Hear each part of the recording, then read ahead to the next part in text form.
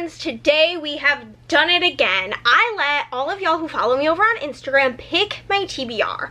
I posted a series of 3 polls with the covers of the books blacked out or colored in with emojis that I thought best represented the book.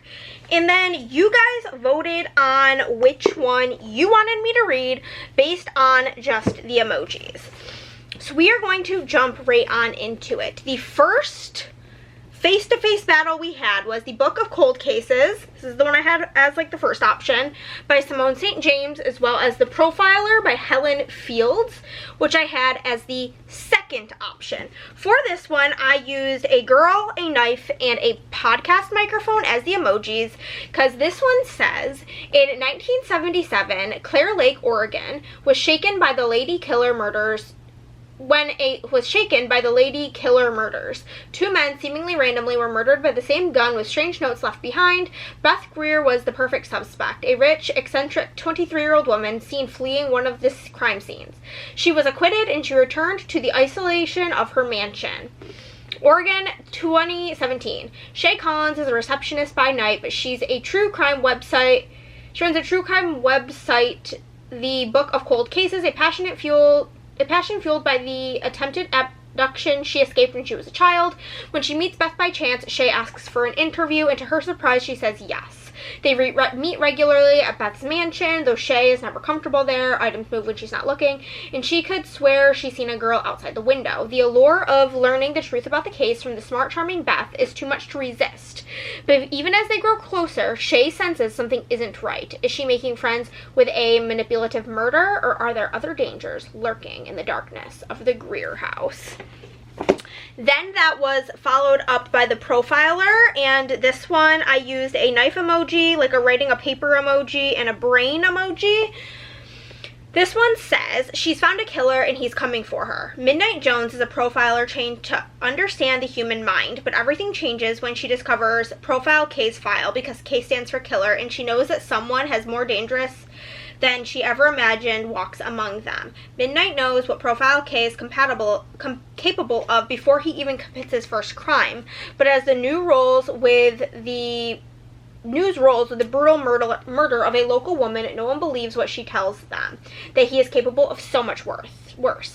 Profile K will kill again, and terrifyingly, Midnight realizes that the moment she found his file was the moment she became his next target, because Profile K is coming for Midnight, and the only way to survive is to find him before he finds her.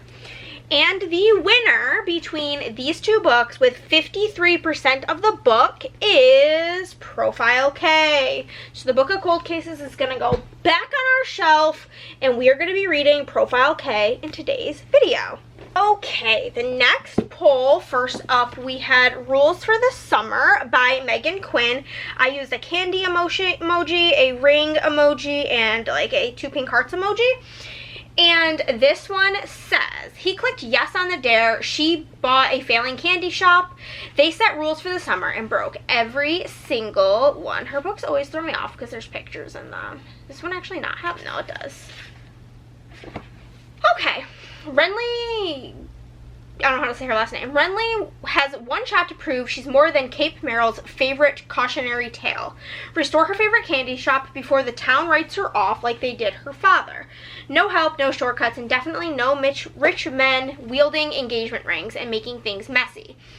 Theo Williams was never planned on ending up in Cape Meryl. A drunken game of truth or dare turned into a botched online engagement, and now he's across the ocean escaping his father's control with nothing but designer shoes, misplaced confidence, and a rental next door to Renly. She's practical, stubborn, and covered in paint. He's posh, persistent, and willing to use a sander if it means earning her trust.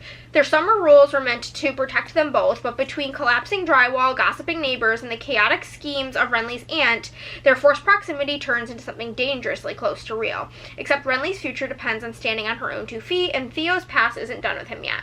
By the time the candy shop doors open, they'll have to decide if this is just a summer fling or the happily ever after that neither of them saw coming.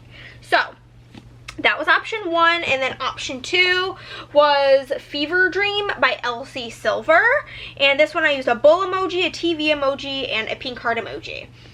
This one says, professional bull rider Emmett Bush was not looking for love. He's looking for a paycheck to save his family's farm from bankruptcy. So when he agrees to be the leading man on a hot new reality dating show, Romance Ranch, he's already decided it's all one big performance. Until Julia Sylvia walks onto the property, smart, snarky, beautiful, and off limits in more ways than one. As the location consultant on the set and his little sister of his most bitter professional rival, she is the last woman who should pique his interest. Julia has been warned about Emmett. She knows better than to fall for his cocky swagger, broad shoulders, and smoldering good looks. Plus, she's sworn off relationships. But as Julia and Emmett work together, mutual distaste grows into an unexpected connection, and then something more. Soon they find themselves searching for an excuse to spend time together out of the reach of cameras. Knowing glances, stolen kisses, secret rendezvous. Still, Emmett signed up to play the role of an eligible bachelor searching for the one. His family's land and legacy depend on him completing the show. The problem is he's already fallen in love, just not with a contestant. So, this was very close. This is, I think, the closest of the two. It was back and forth for a really long time, but with 51% of the votes, Fever Dream is our winner, which actually works out because this is my June book club pick. So honestly, was kind of hoping for that one to win. And this had the biggest divide. The winner of this has 80% of the vote, which is crazy. But option 1 was Blockshot by Kennedy Ryan. I just read the first book in this series, but I used a basketball, a broken heart, and the number 1 emoji. This one says, if Jared Foster had $1 for every time Banner Morales made his heart skip a beat, the heart everyone assumes is frozen over, he'd be richer than he already is. He's found success as a sport agent by always assuming no means I'll think about it, and he knows Banner's thinking about him. Her simmering anger, the way she puts him in his place, foreplay. She thinks she's won the game, but they are just getting started. If Banner had $1 for every time Jared broke her heart, she'd have exactly $1. One epic failure of a night after parting on such bad terms. Banner has no intention of ever giving Jared a second chance. She's found success in a field ruled by men like him. She's learned to call the shots and block them when she has to. So she'll ignore the way he makes her heart pound. Sure, he seems carved from her past private fantasies, but she can get past that. She's got her $1 and Jared won't have her. And that was battling against our second option, which was Power Play by Chelsea Curto. I've read book 1 in this series and I would like to continue. This I used a hockey emoji, a ring emoji, and a teacher emoji. This one says, Piper Mitchell needs one thing to go her way. Divorced, feeling stuck in her professional life, and terrified of re-entering the world of dating, she's decided she is going to work on something she can control, learning how to get good in the bedroom. Enter Liam Sullivan. The star NHL goalie might not be a people person, but he's the perfect teacher. He knows what he is doing behind closed doors, and with a little convincing, he agrees to be Piper's guide. But things between them are casual and easy, something they can both benefit from. And when a road trip to Vegas has Piper and Liam waking up from a night they can't remember with matching wedding rings, they decide to figure out how much more fun they can have as husband and wife. It is just for the hockey season. It doesn't mean anything. But as the clock ticks down in their fake marriage with benefits, can Piper and Liam make it work for real, or will their relationship be a power play straight to disaster? And the winner, with 80% of the vote, is Power Play. So, our 3 books we are going to be reading in this video, oh no, I just bent the cover of Power Play, are these 3 bad boys. We've got 2 romances and a thriller to split them on up, and I am very excited to get these read. Weird MySpace angle, but I'm coming at you guys to let you know that we are starting out this video with Power Play. I actually started this, today's Tuesday. I started it last Friday. I'm about 15% of the way in. Started it at my hair appointment because the book I was reading physically was for my annotating video that came out a bit ago, and I didn't want to like bring all that stuff to my hair appointment. But I am loving this so far. So this is book 2 in the DC Star series. This is about Piper, and Piper is friends with Emmy and all of the girls from the last book. She is a like sports reporter, and she's divorced. She's kind of going through it, and she works in this very toxic work environment where it's very like sexist, and she's talked down to all the time for being a girl. Her boss fucking sucks dick. It's this whole situation, and incoming is Liam. He's one of the guys on the sports team, or on the hockey team. He's the goalie, And he's like, oh, I never give interviews. Oh, we know she's gonna get a fucking exclusive with him. I can already sense that coming from about 82 miles away. But so far, like literally in 15%, because this is on Kindle Unlimited, so I was reading it on my Kindle. I literally already have 6 highlights, and one of the things I highlighted was our female character Piper. She went to Syracuse University. One thing about me, I grew up in Syracuse. So Syracuse University, it's like Syracuse is a big college town, so I thought that was funny. It was a little bit of a jump scare, but I will catch up with you guys when I'm about halfway through, so that I have like a better synopsis, because I've also read multiple books since I read the first 15% of this. What chapter am I on? I read a little bit at my hair appointment, and then I read a bit at a library. I'm about to start chapter 9, so we're not very deep into the book at all.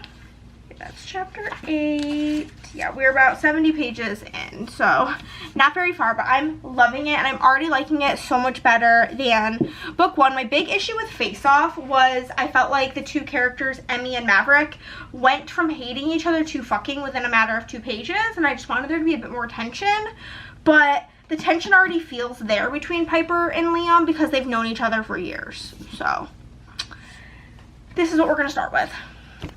Okay, friends, we are about halfway through Power Play by Chelsea Curto. I'm about to take a shower, but I was very productive this morning, therefore I crashed this afternoon. But last night I made it halfway through Power Play, so I can tell you more about it. In this book, we have got our main girl Piper and our main guy Liam. As I have mentioned, she's a sports reporter. He is the goalie on the hockey team. She went through this tumultuous divorce, and the thing is that there's nothing inherently wrong with this book. I just hate this trope. But this is book 2 and what's going to be like a 7 or 8 book series, and I am somebody who can't be like, oh, I don't like that trope, I'm going to skip the book. No, in my brain, we have to read the whole thing. So that's where things get a little bit tricky for me, because I don't like this trope of she was with her husband, they like got married pretty young, he's the only person she's ever been with, he never would make her orgasm, they barely ever had sex, and when they did it wasn't good, blah blah blah blah blah. And now she basically confronts Liam while she's really drunk and propositions him for them to have this like physical relationship, because he tells her that he's like stressed out because he needs to come up with a reason why he's not bringing a date to his sister's wedding. So she propositions him with, if you help me like learn how to be good at sex, I will be your date to your sister's wedding. So they start this agreement, and by like 25% they're already doing things. They're not like, I don't think at 50% they've had like actual like penis and vagina sex, but they've done all sorts of things, and there's been a lot of scenes, and I am going to be very honest with you, I am skimming them because I don't care. I have to be like feeling the couple enough to care, and I just like am not, because they like the basis of their relationship is physical. However, we're learning that Liam's kind of like had a thing for Piper and kind of had a soft spot for her this entire time. He does not speak to media whenever he like ever in his like career. He did it one time when he was a rookie and it went really, really bad. So now he refuses to speak to the media. So that's kind of like its own thing. I'm sure it's going to be like this big thing at the end that he does this exclusive interview for her. I feel like that's coming from a mile away, but I am really loving getting to see like the relationship dynamics between like the whole cast of characters. I love Hudson, and I know that book 3 is his book, so I cannot wait for that. But we get a lot of sections that are like mainly text messages, and seeing like the friends talking to each other and seeing them open up to each other is just like really great. Getting to see the girlhood with Piper, and then like Emmy from the previous book, their friend Maven, getting to see all of these different characters like be friends with each other is so fun. And the actual like story of Piper like having been basically beaten down mentally, and like she's just mentally so exhausted from everything that happened with her ex-husband, getting to see her be able to confront those feelings and work through them is really nice. But a book that has the trope of like the teacher trope is inherently going to be more spicy than I want it to be. And that's just me. And I don't personally like, in particular, I don't really like Chelsea Curto's spice scenes. I don't really like many spice scenes. I will be honest with you. It's not really my cup of tea personally. I'm usually like it's whatever, 1 or 2 in a book is fine. There's already been like 4 and we're halfway through, and I don't think she writes them particularly well. So with that being said, it's feeling like a 4-star, maybe a 3-star, depending on how the rest of it goes, but I'm not mad about it. We're gonna probably finish it tomorrow, maybe. We'll see. I don't really know what my plans are. If y'all would have told me at 50% of this book that I was gonna give it 5 stars, I would have said you were on drugs, because the spice was spicing in this book, and as somebody who's not a spice lover, it was a little bit tricky. But the thing is I simply skipped over those chapters because I just didn't give a fuck. Well, I skimmed through them, read the things that were like important, because there were some like important things, but like I don't really need to read that much dick sucking, if I'm being so honest with you. But the actual story, getting to see Liam come around to like realizing that there's way more to life than just your job, and then seeing Piper really like heal from a lot of the traumas that she has regarding her divorce and being treated like shit by her ex-husband. Like, there was just so many things that were like literally like giving me chills and bringing tears to my eyes. And there was this part where Liam was talking to her and she's like you fixed me, you healed me, and him like saying to her like, no Piper, you were never broken, and you don't need somebody, like you would have gotten there without me. Like, you are capable of anything you put your mind to, and you don't need anybody to do anything for you. You are like a badass bitch, basically. Oh, fucking loved it. I like, oh my god, I was tearing up. There was also this part where like I've just been kind of like emo as somebody, like I have the death anniversary of one of my best friends is in a couple of weeks, and I'm emo. But there was this part where Hudson, who the next book's about, and I literally can't wait, says to Liam like something along the lines of like, as somebody, because like Hudson's lost his mom recently, like make sure you tell people like how you feel and whatever you want to tell them, because there will, like, it can be taken away from you at any time. Like, you might not be able to say what you want to say. Oh my god, so good. And getting to also see Liam like really open up to the guys, and like getting to see their friendship and their like boys book club and their like text message threads, all of that was so fun, and I lived, laughed, loved it. 5 stars. Next up, I am going to be starting Fever Dream. I just downloaded the Kindle version because it is on KU. And I am I did not realize there was like, I might have actually said it earlier, but there's like art in the inside of the cover. Interesting. I am excited to get started on this one. I'm going to get started on the audio. This is my book club pick. I think this video will probably be going up in June. If you want to see my like spoiler thoughts like for the different chapters. The book club is on Fable, and it is linked down below. We vote every month, usually vote between oh my god, we usually vote on between 3 and 4 books per month. It's usually like a new release, and this is what we're reading for June, and I'm excited to get started. I know my friend, oh man, there is just like art throughout the book. I know my friend Madison did not really like this book. I believe she gave it like a 2-star. She just didn't like believe in the couple, but it has pretty good reviews so far. Me and Madison oftentimes don't agree on books, so honestly maybe that is a plus. I'm not going to start this right now. It is midnight 36, and the thing is I took like a 3-hour nap today because I got up at 7:30 to go to a farmer's market this morning, but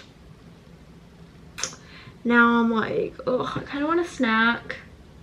I had like McDonald's earlier, but I didn't eat like all of it, and I feel like kind of starving, but I also feel like shit about myself, so like I don't want to eat a snack, but we will see.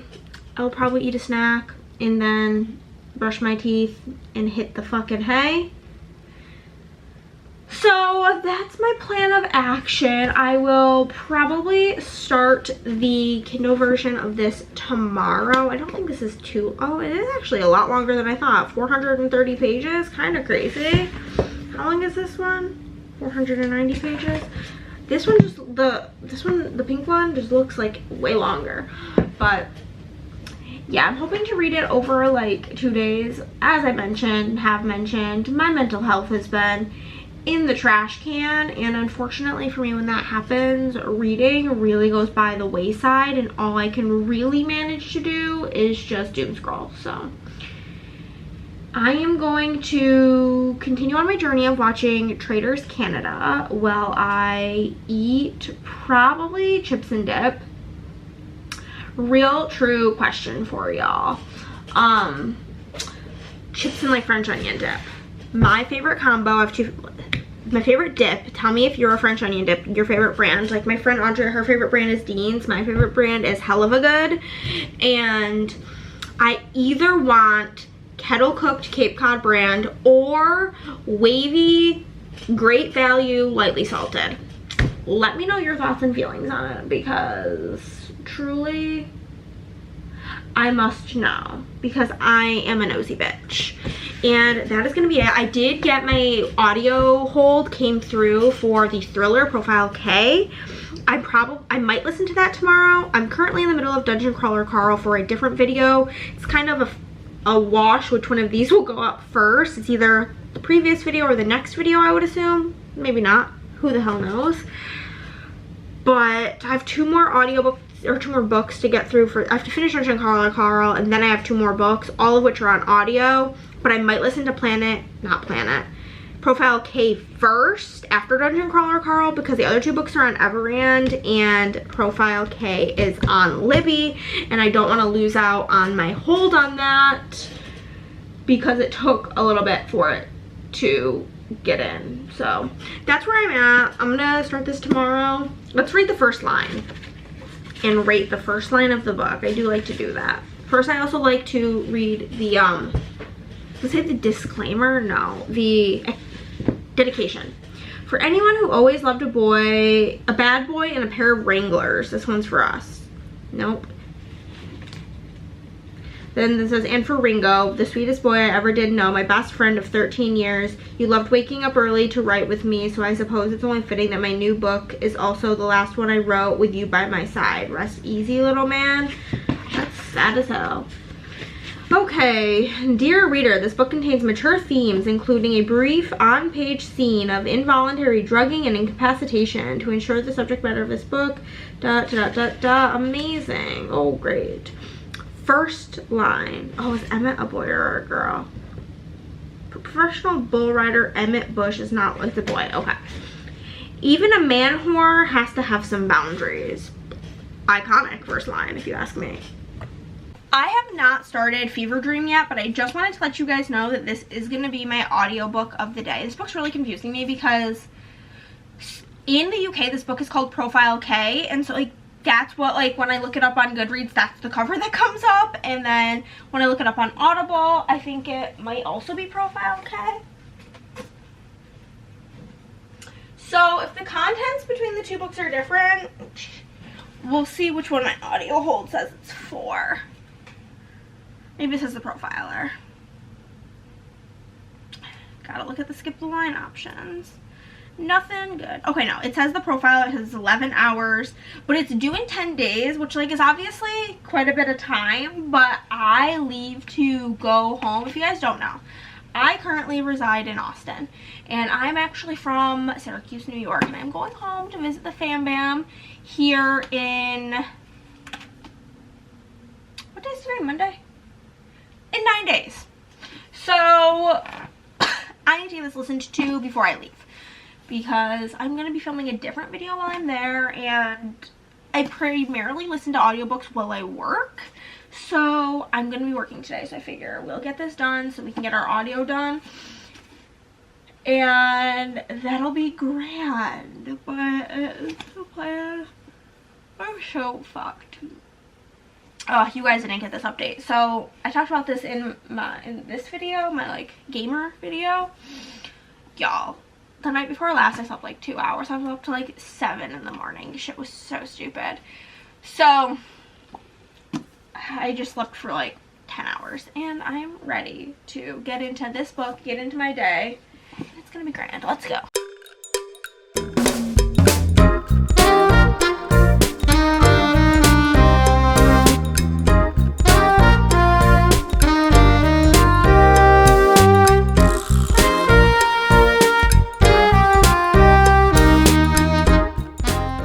unfortunately, I think as of right now, this book is going to be no more than 2 stars, which I'm very upset about. I think with a title called The Profiler, I was expecting a Criminal Minds style book, which based on the description, it doesn't really give you that vibe, so I don't know why that's where I was going. But this is about this woman named Midnight, and she works for this company where they assess people's like these aptitude type of tests to place them in different jobs. When she comes across this one that she thinks the system is bugging out, she does all of these things, and then she goes to like watch the footage of whatever, because basically you watch footage and it scans your brain to see what you react to. And this person that and you get like a different profile, like profile A, B, C, D, whatever. So she's going through and watching it, and this person is not having regular reactions to like happy things or like animals being tortured, all these different things they're having straight up no reaction to. They get determined a profile K. K for killer, like a psychopath, sociopath, something in that realm. She brings it up to her boss. He kind of brushes her off. She goes to somebody in upper management, and they're basically like, we'll look into it, but you're like basically not allowed to ever speak about it, have to wipe all of the footage, blah, blah, blah, blah, or you're going to be fired and blacklisted, essentially. So she's like, okay. But now these women in this town are ending up dead. And she is convinced that it is the person that is Profile K. And so now she's trying to connect the dots and make people believe her, trying to kind of insert herself into this investigation to, like, give them the information she has on this Profile K person. And that's pretty much all that has happened. We're seeing her. She goes home a lot, or she has to go home early. She's not really out a lot, doesn't really have a ton of friends because she is caring for her twin sister who has like a mental disability. She had a traumatic brain injury at birth, and so her parents are not in her life. And we have that whole story. I don't know, this is just painfully boring. Like, I wanted something like, I was thinking maybe something like The Fourth Monkey or A Killer's Mind. Something very like Criminal Minds-esque, like getting into the mind of this psychopath, but I'm bored to tears. Literally bored to tears. And I don't like it, and I want to DNF it, but I'm already like 50% of the way through. So I'm like, well, I might as well finish it so I can add these 370 pages to my red pages, but it's not good. I don't like it. I don't recommend it, and I don't think it's gonna get any better, unfortunately. That's just the truth. I am saying this with the most love and respect as I can, but this book feels like something a grandma would read. Like, this feels like a book that an old lady would read and think is a really fun mystery. This gave much more just like trying to uncover this mystery vibes rather than thriller. And I really don't have anything further to say about it than I did earlier because I did not like it. I did give it 2 stars. I didn't really think anything about it was shocking. It was very predictable, very boring, way too long. This could have been like maybe 300 pages. Still would have been a 2. But I'm very sad because I was very much so looking forward to this one, and it's gonna have to leave my house at the end of this month because it was bad. The second half of the book is really just like Midnight continuing to like make connections as to like what the company she's working for, which she ends up getting kind of like put on probation, if they're really good or bad, what are they really up to, what are they trying to do, and how can she keep her sister safe, herself safe, and figure out what's going on. And I did not like it. So that's that, but it's off the TBR, so that's something, I suppose. And so I will check in with you guys when I'm about halfway through Fever Dream. Y'all, I'm doing it with this book, this thing where I'm reading it so slowly that it's ruining my life. I'm hoping to finish this today. I'm gonna hopefully finish up my work within the next like 2.5 hours and then just be able to zoom through the second half. I am about halfway done with this book, but you know, honestly, the other day I was reading it, and literally as I'm reading the book, I get a text message that somebody tried to make a fraudulent charge on my bank card. So this book has bad juju in my brain now, and it is kind of affecting my enjoyment. Right now, it's feeling like a 4, I would say. I love the colors of this cover. But in this book, we've got our main character, Julia, and our main guy, Emmett. Julia has gone to school for film, and Emmett is a cowboy essentially. He's a bull rider, and his family owns this farm. He has his biological dad, who he never had much of a relationship with growing up, who's still in his life. He literally calls him by his first name, but his mom and his stepdad died tragically when he was pretty young, and he was raised by his grandparents. He lives on his grandparents' land. However, they are really struggling for money. We've met all of his siblings, who I'm sure the next books are going to be about. I do really hope that Parker is who book 2 is about, because I love her. But he gets this opportunity to be on this show called Romance Ranch, where it's basically like The Bachelor, only instead of giving out roses, he's giving out bolo ties, which is really funny to me. And so he agrees, not because he gives a shit about this, not because he wants to date, not because he wants to find love, but because they're offering to pay him $500,000, as well as pay like these monthly stipends to his family to film at the ranch. And his family needs this money. So he agrees. However, Julia, we meet her brother Theo Silva in, I believe he's in Powerless by Elsie Silver in the Chestnut Springs series. And Julia's his sister. And so her brother Theo and Emmett hate each other. They hate each other. So when Julia knocks on the door to get things started for, she gets like the sets ready essentially. So when she knocks on the door to get the ball moving, and he sees that it's her, he instantly hates this idea. However, he literally has her name saved in his phone as Theo Silva's hot little sister or some nonsense like that. So he is attracted to her, and they definitely like each other. And so far through this first half, we do see that, what's her name? Julia is kind of like being there for him whenever he like needs a little bit of love, a little bit of help. He's not really wanting to open up to these girls. He doesn't care about any of this. Production, there's this guy running the show called Richard Wadsworth, and they literally call him Dickwad, which is iconic, and he's terrible. He's trying to it's like the type of reality TV that's like hella fabricated, and he keeps wanting Emmett to go for this girl Evelyn because she's the shitster, nobody in the house likes her, she's very handsy, and it makes for good TV. And he's really sick of his boundaries constantly being pushed by this guy. However, he doesn't have a choice, and Julia doesn't really like it, but she just recently found out that the girl who quit, who had this job before her, is now blacklisted because you don't cross Dickwad. So she's like, okay, well, I have to do this. And now they're slowly but surely starting to develop feelings for each other, which is its own can of worms, because she's having quite a difficult time, like, watching him have to, like, date all of these girls, kiss these girls. It is making her really uncomfortable, and she does not love it, but she does not really have a choice because this is her job. My hope is that she ends up taking Dickwad's job and she's fucking running the show by the end of it, because this guy sucks ass.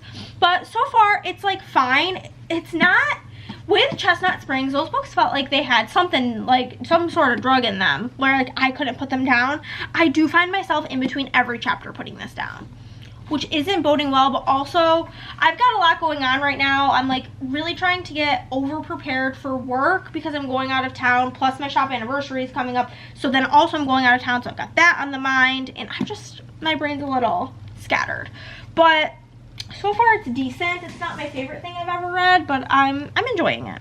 So you guys, I do just briefly have to tell you that I'm around 60% of the way through this, and in chapter 25 I've officially gotten the ick from the main male character, because basically they're like working on this show, so like he's not allowed to date outside of the show, especially not date somebody on the fucking crew for the show.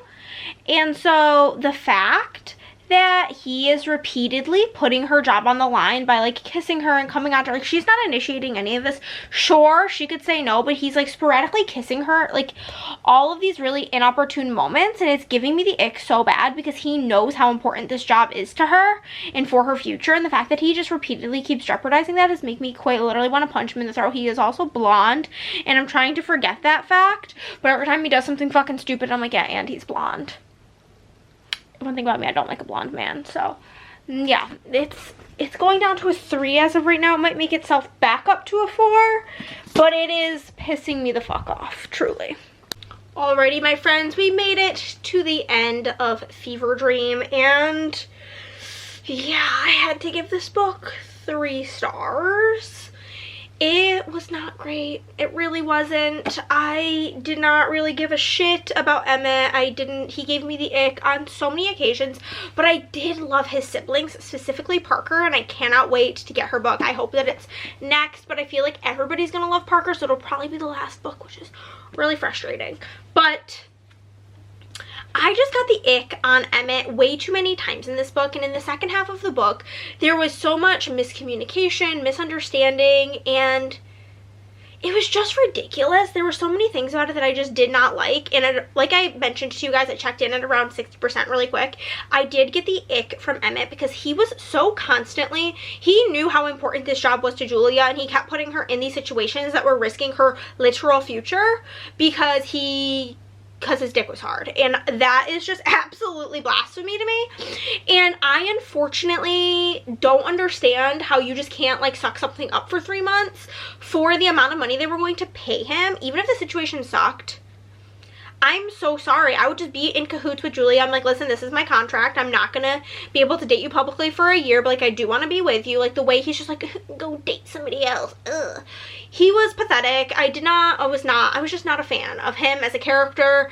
I did like Julia. I really did. And like there were some like really deep moments about like things that have happened to her in her past in the beginning of the book that I wish we got more of that like depth.